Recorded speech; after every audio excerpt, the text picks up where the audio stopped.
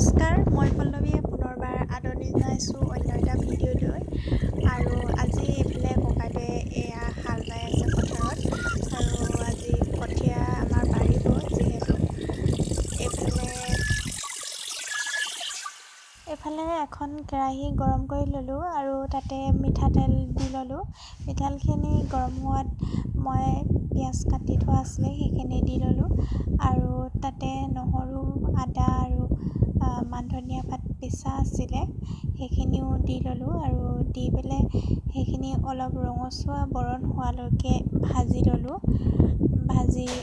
বনাবলৈ লৈছোঁ ৰঙালাও আৰু কুকুৰা মাংস। আৰু পিঁয়াজখিনি হৈ যোৱাৰ পাছত তাতে মাংসখিনি দি দিলোঁ।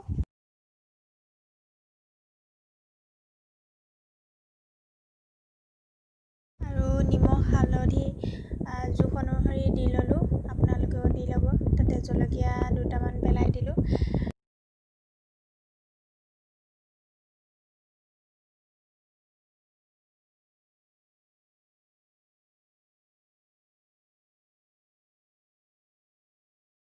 ৰঙালাও আৰু আলু দি দিলোঁ লগতে।